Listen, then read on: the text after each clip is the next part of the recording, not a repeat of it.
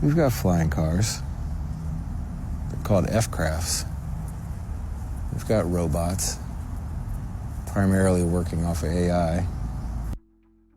Now, at this point, he goes into talking about sort of how everything is more generic, more downsized.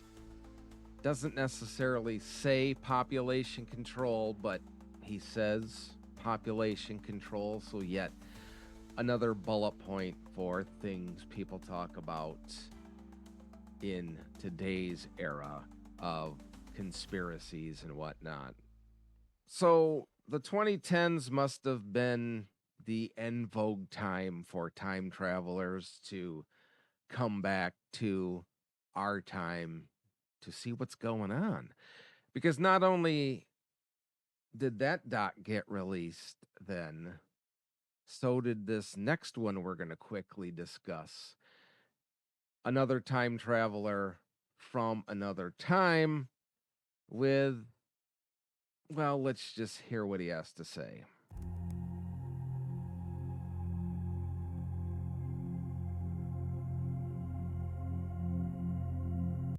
So, as you can see, this one is about 500 years closer to us than the last time traveler.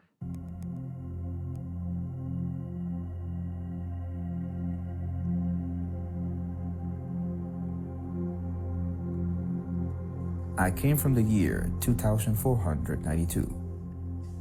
And it was when I was a kid that I discovered that I was not from this time. That was different from the rest of the kids. Now, he never really says it, but he insinuates from that line that he was a kid when he realized he was a time traveler. So he's grown up his entire life here in our time, but yet later on, well, let him continue. That was a bird from another flock, an ugly duck. But then, other things happened I didn't know. I had abilities that I didn't know where it was coming from. It was all related to my brain. I had 40% more. Now, what kind of abilities I had that could be helpful for humanity? Well, anticipating the future was one. Animals could communicate with me. At the beginning, I was afraid of them. But then later on, I realized that they were part of me.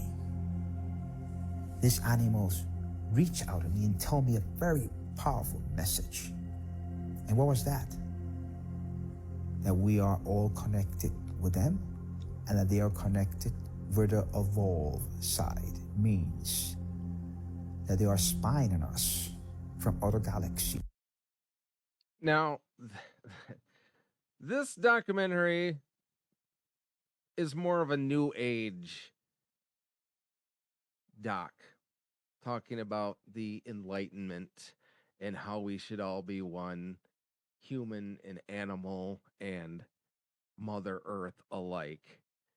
And this gentleman goes on in the doc talking about things so very vague and having all of these sort of baseline ideas of what things are like in the future. And he says he has his ship that he time traveled in. It's out in the woods, but he can't take anyone to show it to him because he can't do that. So, again, as that TikTok poster put up there for entertainment purposes only, I am almost 100% ultimately convinced that that documentary was nothing more than a creation being sold to the public as being factual, because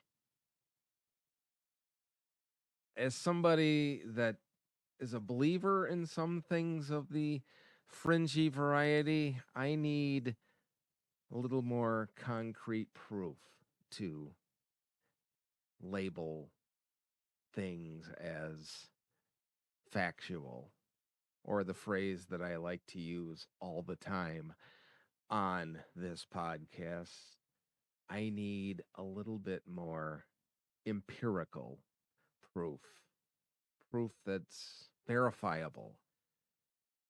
But time travel didn't start just over the 2010s.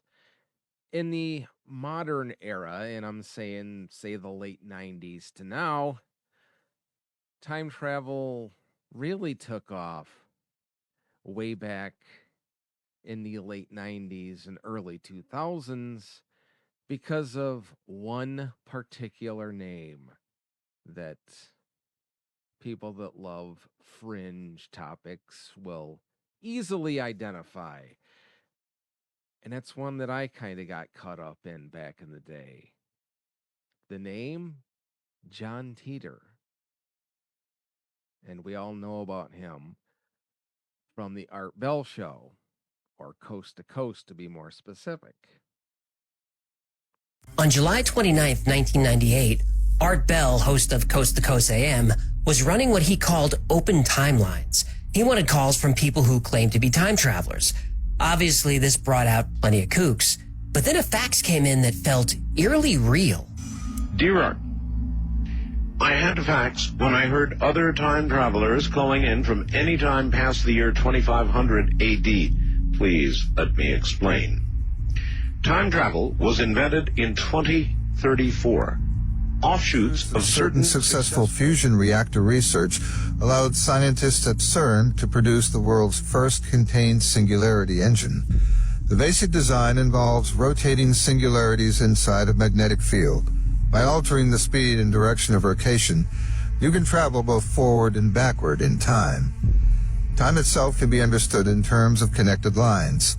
When you go back in time, you travel on your original timeline. When you turn your singularity engine off, a new timeline is created due to the fact that you and your time machine are now there. Some interesting outcomes of this are, 1, you meet yourself. I have done it often, even taken a younger version of myself along for a few rides before returning myself to the new timeline and going back to mine. 2, you can alter history in the new universe that you have just created. Most of the time, the changes are subtle. Sometimes I'll notice car models that don't exist or books that come out late. Unfortunately, it was also discovered that anyone going forward in time for my 2036 hit a brick wall in the year 2564. Please pray that we discover the reason why there is no apparent future after 2564. A few days later, So that is from Coast to Coast with Art Bell, as you could hear Art Bell's voice. And as they're about to tell you here in the video, they didn't really hear from that gentleman again on the show, but he did pop back up on news forums or chat groups, as you'll hear. a second fax came in. Dear Mr. Bell, I am glad you're back. I faxed this information to you the day before you left the air. As I said then, I am a time traveler. I have been on this world line since April of this year, and I plan to leave soon. Typically, time travelers do not purposely affect the world lines they visit. However, this mission is unusually long, and I've grown attached to some of the people I have met here. Anyway, for my own reasons, I have decided to help this world line by sharing information about the future with a few people, in the hope that it will help their future. I realize my claims are a bit difficult to accept, so I will send the following once I know you have received this fax. A few pages from the operations manual of my time machine, and a few colored photographs of my vehicle. If you wish to contact me, I will be happy to share with you the nature of time, the physics of time travel, and some of the events of your future. Art Bell didn't hear from this person again, which was too bad because he offered to show proof. Everybody who heard that broadcast wanted to see a working time machine, learn the science behind time travel, and know events from the future. 2 years later, they would get their wish. A little over 2 years after the time traveler sent faxes to Art Bell, a user who called himself Time Traveler Zero and later John Teeter created an account on a message board called the Time Travel Institute. On November 2nd, 2000, he submitted his first post. Greetings. I am a time traveler from the year 2036. I am on my way home after getting an IBM 5100 computer system from the year 1975. That is the key ingredient that the entire John Teeter story sort of goes on. That the key to time travel was the computer from 1975. So we had the key to time travel since 1975, but he did a couple more posts on the message board and then just sort of vanished into thin air. And as you might expect, most people thought that, or people that believed him, thought that John Teeter went back to his time. So here's the thing with all of that. Do I believe it? No, I don't. Do I think time travel is plausible? Possibly. Is it something we can craft in the future? I suppose perhaps. And if that's the case, then they could come back to 2025 or in the documentaries, the 2010s, or in John Teeter's case, 1975 and then 1999 and 2000. So I suppose if time travel is possible in the future, it is. But if you listen to physicists now, as far as our understanding of physics, they will tell you that reverse time travel is impossible. They will tell you that time travel is possible going forward, but it has a lot to do with the speed of light and your ability not to get crushed by traveling that speed. So what do I think about all of these? Well, I think the two documentaries I shared were nothing but faux docs.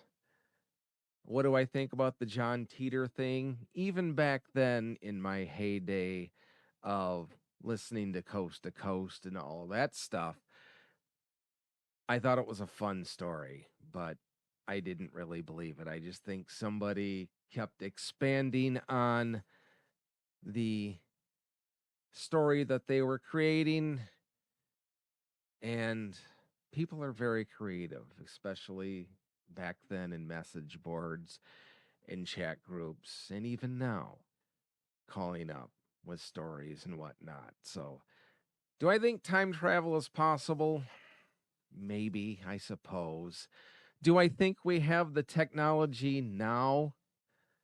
No, because I think things would be a lot different now than the way they seem to be if time travel were possible. Because if it was possible, people would go back in time and they would change things. So maybe we don't know if time travel is possible. That is the conundrum of time travel. If a timeline gets changed, do we really know what it was like beforehand? So yeah, it's kind of that whole sort of weird, I don't know what to say with it. It's kind of a strange possibility to think about all of these threads, these string theory threads, that each decision you make creates a new timeline. So there's infinite numbers of timelines out there that we could be living in. Sort of like the Mandela effect, I guess, is the best way to put it. So bottom line, do I believe these docs? No, I think they were created for entertainment purposes. Do I believe the John Teeter thing? No, I don't. It was entertaining back in 99 and 2000 and really gave Coast to Coast some legs. But as far as time travel goes, I need to see a little bit more. Maybe I need to hop in a time machine.